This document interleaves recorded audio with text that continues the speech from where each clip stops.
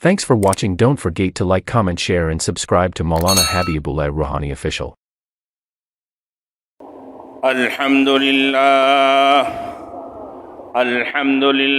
nahmaduhu wa nasta'inuhu wa nastaghfiruhu wa nu'minu bihi wa natawakkalu alayhi wa na'udhu billahi min shururi anfusina wa min sayyiati a'malina.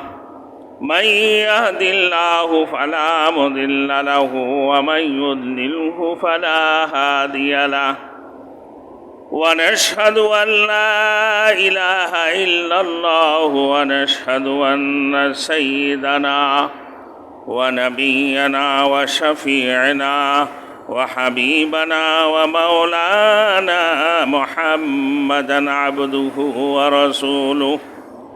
أما بعد فأعوذ بالله من الشيطان الرجيم. بسم الله الرحمن الرحيم.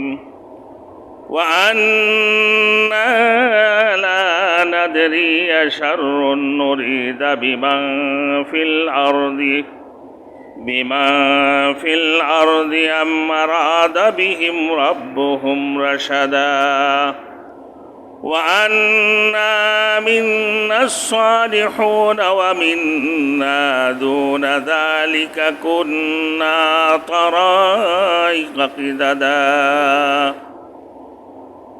وأنا ظننا أن لن نعجز الله في الأرض ولن نعجزه هربا. صدق اللہ المولانا العظیم. میرے محترم دوستوں اور بزرگ، پچھلے جمعہ کو جو باتیں گزاری ہیں وَأَنَّهُ كَانَ رِجَالٌ مِّنَ الْجِنِّ يَعُوذُونَ بِرِجَالٍ مِّنَ الْجِنِّ فَزَادُوهُمْ رَهَقًا. انسانوں میں سے کچھ مردوں نے جناتوں کی کچھ مردوں کو پکڑ کر رکھے، یعنی اپنے احاطہ میں لے کر ان جناتوں سے کام لیتے ہیں. اب حاضری ملایا بھائی جناتوں کا، کیا ہوا بھائی؟ یہ میرا مال چوری ہو گیا، یہ سامان چوری ہو گیا، اس نے چوری کیا. جنات سے پوچھ رہے، یہ صراحتاً شرک ہے، کفر ہے. جنات کو عالم الغیب نہیں ہے، علم کی غائب کی خبر دیں گے، بلکہ جناتی ایک عام انسانوں کی طرح ہے، اللہ کی مخلوق ہے. اللہ نے اس کو آگ سے بنایا، وہ فضا میں ہوا میں رہتے ہیں، زمین میں بھی رہتے ہیں. انسان زمین میں رہتے ہیں. اب انسان سے پوچھتے ہیں کہ میں بیمار ہوں، کون سی علاج کروں کہ مجھے شفا دے دو، یا پھر اس کی نام سے گائے ذبح ہوتی ہے، بچڑا ذبح ہوتے ہیں شیطانوں کے نام سے، یا پھر مرغا مرغیاں اس قسم کی ذبح ہوا کرتے ہیں. یہ سب کیا ہے؟ شرک ہے. تو جناتوں سے کوئی کام لینا یا ان سے کرانا گویا کہ شرکاشی میں تم نے اور اضافہ کر دی.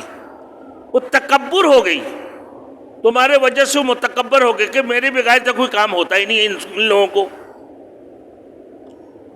کہ فنا گئے مجھ سے مانگتے ہیں، غائب کی باتیں ہم سے پوچھتے ہیں، دکھ تکلیف کی باتیں ہم سے پوچھتے ہیں. تو پھر یہ اور مغرور ہو جاتے ہیں، تکبر ہو جاتے ہیں اور شرکش بن جاتے ہیں. تو اس کے بارے میں نے ایک واقعہ بتایا کہ حضرت سعید بن زبیر کی روایت میں کہ حضرت رافع بن عمیر اس وقت کا واقعہ ہے جب وہ اسلام قبول نہیں کیے. ایک بیابان جنگل میں پہنچے ہیں اپنے اونٹنی کو لے کر، اور اونٹنی کا گٹنے باندھ دیا اور خود لیٹ گئے، اور تھوڑی دیر کے اندر خواب میں دیکھا کہ ایک شخص نیزہ پکڑا آ رہا ہے. اور اس کو نظام مار کے مارنا چاہتے ہیں اونٹنی کو. اور وہ دیکھا، خواب میں دیکھنے کے بعد کہا کہ شاید میرے خواب ہے.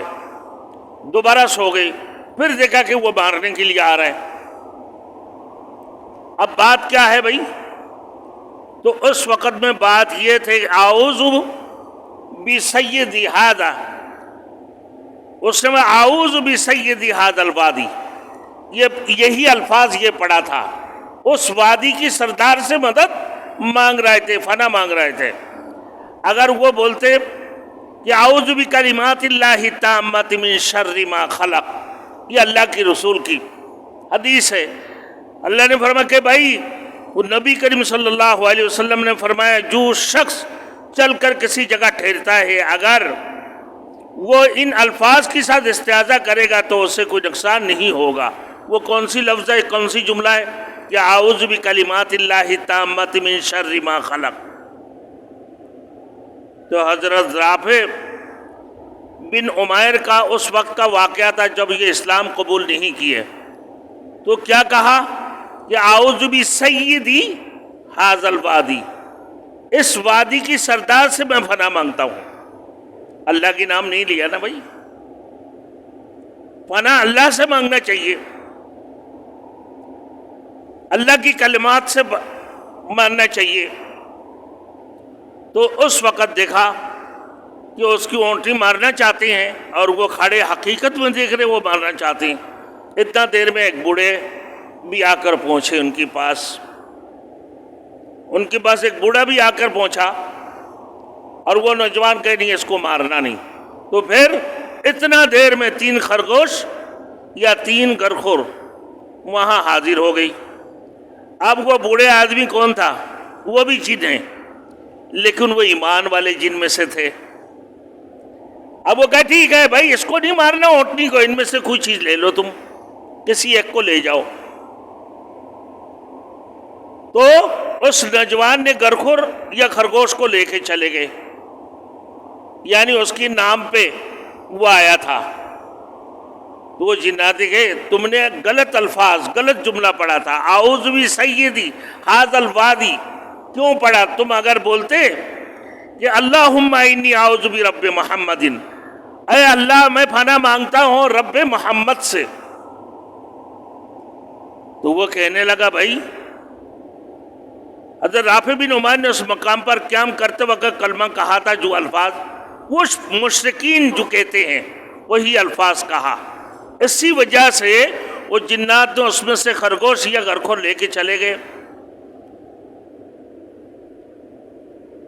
ان کو نہیں مارنا تھا، تو اس نے بوڑھے آدمی نے منع کر دیا. تو کہا کہ وجہ کیا تھی؟ کہ بھائی تم نے غلط الفاظ سے فنا مانگا، تم نے جملہ ہی غلط کہا. کیوں کہ اللہ اعوذ بسیدی ھذا الوادی کیوں بولا؟ اللہم انی اعوذ برب محمد، یہ الفاظ اے پروردگار میں محمد صلی اللہ علیہ وسلم کے رب کے ساتھ پناہ پکڑتا ہوں تاکہ مجھے کوئی تکلیف نہ پہنچے. اور تم نے یہ نہ بول کر وادی کی سردار سے مدد مانگ رہے تھے. حضرت رافع نے پوچھا کہ محمد صلی اللہ علیہ وسلم کون ہے؟ اس وقت میں اسلام قبول نہیں کیا. تو بوڑھا آدمی نے بولا کہ وہ نبی ہیں، ان کا دور آ گیا ہے، وہ شرک سے منع کرتے ہیں نہ، اور تم نے تو کفر و شرک کی بات کی تھی. یہ کہہ کر بوڑھا شخص بھی غائب ہو گیا. وہ کون تھا؟ وہ بھی ایک جن تھا، ایماندار جن، ایمان لے کر آ چکے تھے وہ. حضرت رافع کہتے ہیں کہ اسی وقت میں بھاگنا شروع کر دیا، اپنے اونٹنی کو لگے تیز چلاتا ہوا میں یسرب پہنچا. حضور صلی اللہ علیہ وسلم اس وقت مدینہ میں تشریف فرما تھے. اللہ تعالیٰ نے میرا واقعہ میرے پہنچنے سے پہلے اللہ کے رسول کو بھیج دی، واقعہ پیش کر دی اللہ کے رسول کے سامنے بذریعہ وحی. تو حضور صلی اللہ علیہ وسلم کو بذریعہ وحی بتلا دیا اس کی، حضرت رافع بن عمیر کی باتیں، کہ ایسے ہوا کہ وہ فنا کس سے مانگا ہے؟ اس وادی کی سردار سے. تو مطلب جناتوں سے مدد مانگنا. اب دیکھو بھائی، انسان سے مدد مانگنا تو کتنی، جناتوں سے مدد مانگنا، اپنا آنکھوں سے دیکھ نہیں سکتے، ایسے مخلوق اللہ نے جس کو آگ سے بنایا، جو ہواؤں میں، فضاؤں میں، زمین میں چاروں طرف گھومتے پھرتے ہیں، یہ جنات اللہ نے جس کو آگ سے بنایا. آپ دیکھیں فرشتہ اللہ جس کو نور سے بنایا. آپ اللہ کے علاوہ اور باقی کسی سے مدد مانگو.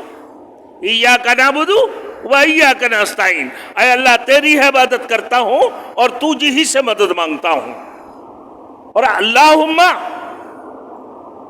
اعوذ بربی محمد، کہ رب محمد یعنی محمد رسول اللہ صلی اللہ علیہ وسلم کی رب سے مدد مانگو. کس سے بڑا؟ وہ جن، جو بوڑھا آدمی تھے وہ جن تھا، ایمان قبول کر چکا کہ تم نے کلمہ ہی غلط بولا، کہ ابھی دور محمد صلی اللہ علیہ وسلم کا آ چکا ہے، لہذا تمہیں ایسے پڑھنا تھا. اور جبکہ حدیث شریف میں بھی یہ ہے کہ اعوذ بکلمات اللہ التامۃ من شر ما خلق، اللہ کی کلمات سے، اللہ کی کلمہ سے کیا پکڑنا؟ فنا پکڑنا. اب جناتوں سے کوئی کام لینا، جناتوں سے کوئی بات پوچھنا، جناتوں کی ذریعہ حاضرات ملانا، کیا بھائی؟ شرک. اگر کوئی کرے اسے مولوی، اس کی پیچھے نماز پڑھنا جائز ہے؟ نماز بھی نہیں ہوگی. اس نے شرک کیا، کفر کیا. مدد ڈائریکٹ اللہ سے مانگو، ڈائریکٹ اللہ سے مانگو. ارے بھائی سر کی درد ہے، اب جنات سے پوچھو کہ بھائی میرے جو ہے نا، میں جنات کی بات جا رہا ہوں، میرے سر کی درد صحیح کر دیں گے. کچھ نہیں ہوگا. سورہ فاتحہ پڑھو، انشاءاللہ سر کی درد صحیح ہو جائے گا. 5 مرتبہ سورہ ناس پڑھ کے اپنے سر کے اوپر دم کر دو، انشاءاللہ تعالیٰ سر کی درد ختم ہو جائیں گے. آپ تو اب حیران ہو جاؤ گے. یہ آج کل رات کو 11 بجے میرے پاس ٹیلی فون آیا، بنگلہ دیش سے ایک بندہ ضیاء الدین ہاسپٹل میں گردے کی ٹرانسپلانٹ کے لیے آیا.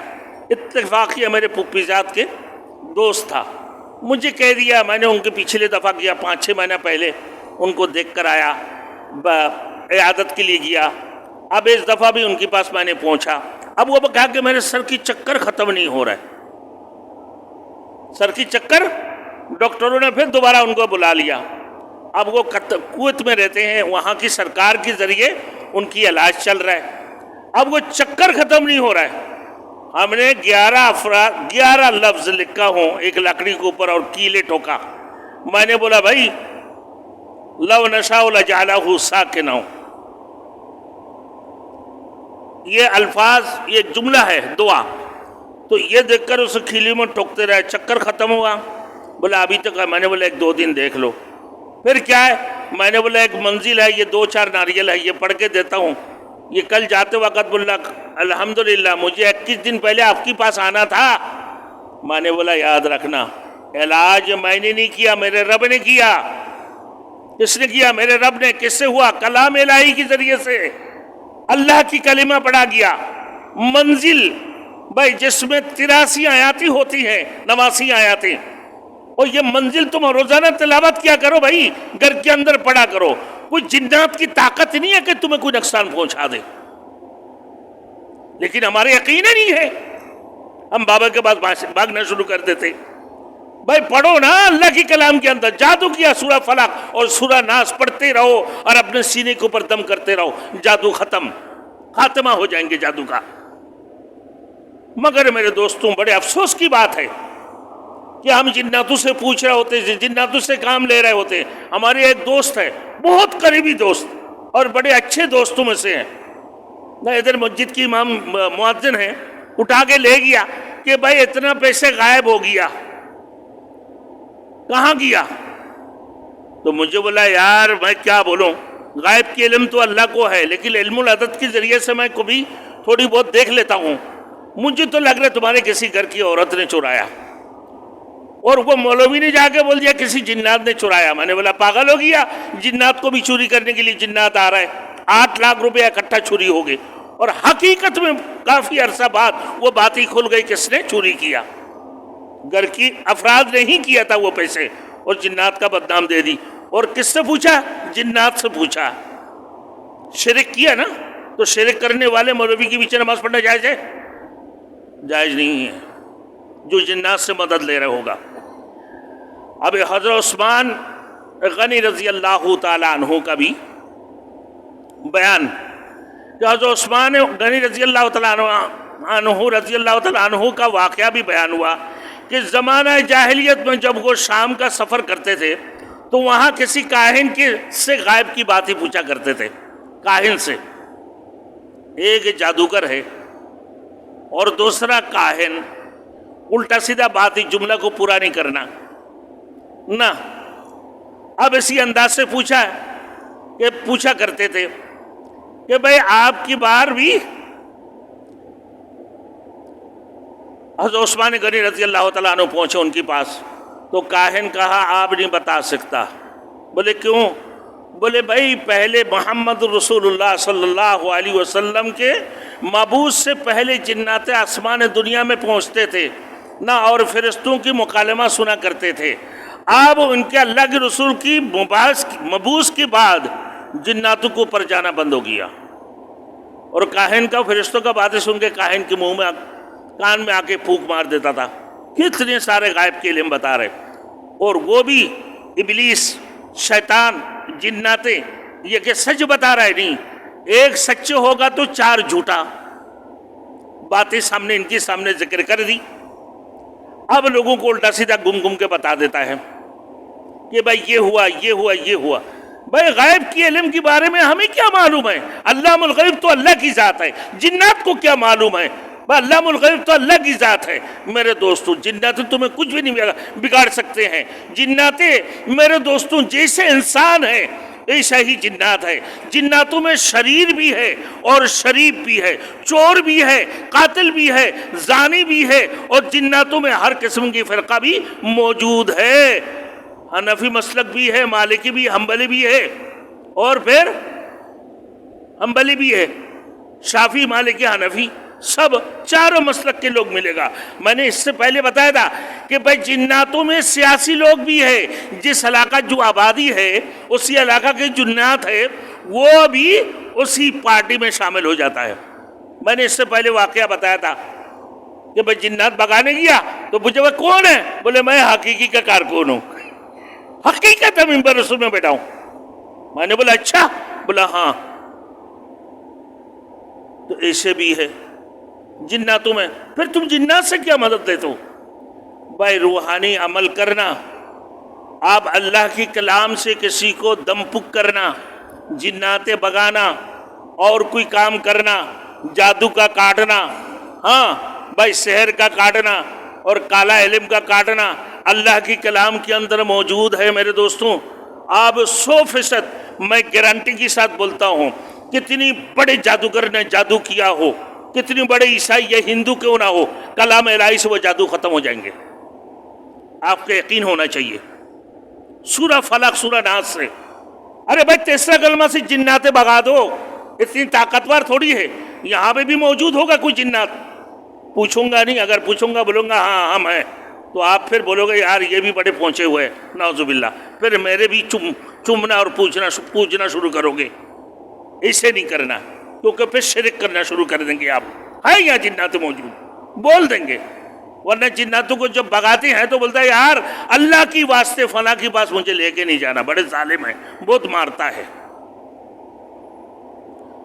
تو میرے دوستوں بات یہ ہے، تو پوچھا کرتے تھے.